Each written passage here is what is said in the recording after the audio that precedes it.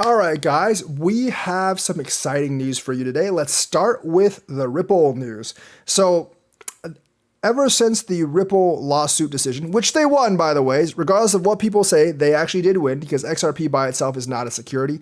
Only a security when they directly sell it to institutions on the primary market.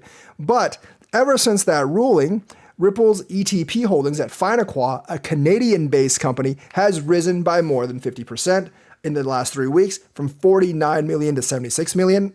I think Ripple is actually pumping on this news right now. Finequa's, I don't think they're not like super big, but the ETP holdings for XRP, that does show some institutional interest in buying XRP. Now, they're not having like billions of dollars on the sidelines to just waiting to jump in. It's been like the better part of a month since that ruling, and they're not all jumping in. So if you're hoping that they're all going to jump in with billions and billions of dollars, you're probably basically like wishing upon a star at this point.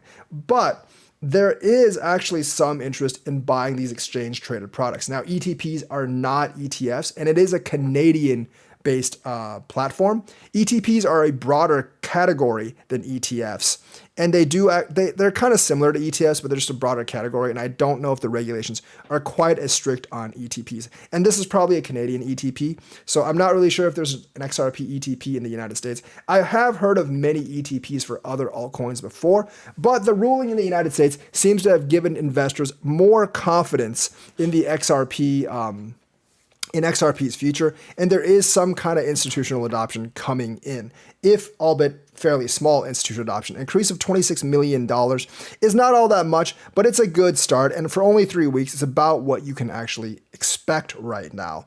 So that's actually pretty good news, and I do think like if XRP does pump, like institutional investment might actually be way more important than utility in the next bull run, because I don't think utility is going to come in the next 5 or 10 years to actually pump XRP up. But people actually buying these funds could actually lock enough money to actually pull it up. You're going to need a lot more than plus $26 million, obviously.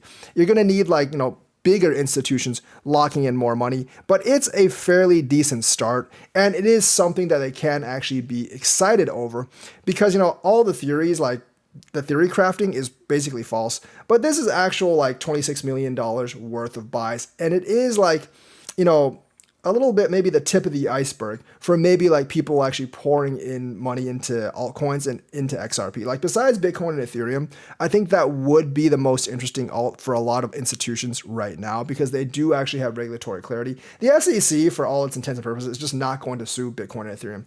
I don't know what you guys actually think of that. I mean, I'm not like too happy about that, honestly, because I think they should sue Ethereum because like Ethereum, if they sue everyone else, Ethereum is like the de facto example of a security having like an ICO at the same time as selling to US investors. So it's not really fair if they sue everything else, but they don't sue Ethereum. But I guess they don't really care about fairness and all that stuff. So the thing is, like, it's still very good for Ripple at this point, and I think it could actually raise other institutions' interest about their XRP product, which XRP holders have been waiting a long time to hear.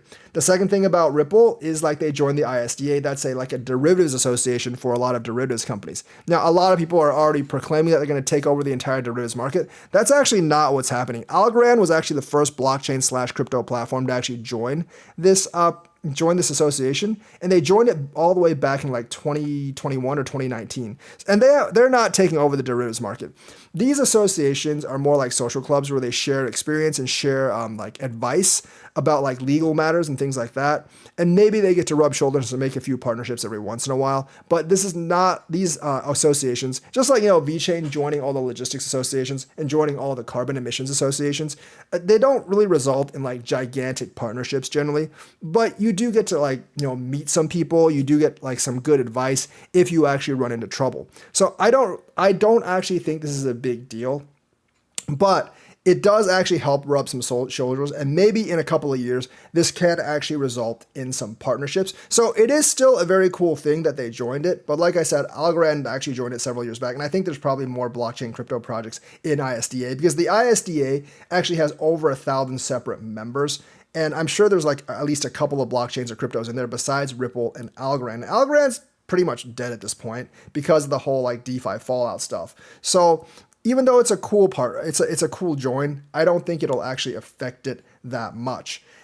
Ripple, however, did get on like a BIS task force for payments, and that's pretty cool too. But I think that'll get some hype going, but will it actually help get adoption? I'm not really sure, because they've been on that FATF task force for since 2017, 2018, and I haven't really seen anything come from that. So the task forces, they might be able to try to influence some people on the task force, but generally just because you're on a task force doesn't mean they're actually using your product. FedNow is not using XRP, and they've been with at task force for a very, very long time. Same with the FATF stuff. They're basically using Swift at this point.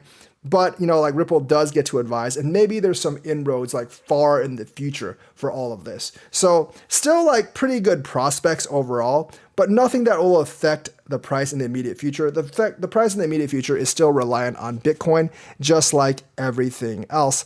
But it's having these little building blocks of the future that actually may result in something. In the last couple of years, because of the lawsuit, probably we haven't really seen too many results, but we'll see in the next 2 years where this actually goes. And we'll see if they actually break their all-time high in the next bull run, which I actually think they will. The ROI, I don't think will really be any better than other coins. But the thing is, at least they'll have a decent bull run, just not a spectacular one to $1,000 like a lot of the army expects. I think they'll be disappointed, but I think realistic XRP investors won't be so disappointed this time around. Apple has partnered with Aptos. And yes, I've said this before. Microsoft has partnered with Aptos. And I've said this before, these Microsoft partnerships aren't real partnerships. But this one seems to be a little bit more, because they're trying to combine Web3 and AI with Aptos. So it could actually be more than actually meets the eye for this partnership specifically. So Microsoft partnered with Aptos blockchain to marry AI and Web3. Artificial intelligence has captured hearts. We know that the SEC is trying to clamp down on that, because they like to clamp down on anything that resembles innovation. Minds and wallets of the technology industry. So it's a little surprised that Microsoft, which has several irons in the AI fire, this is from TechCrunch, is working to expand its footprint in the area.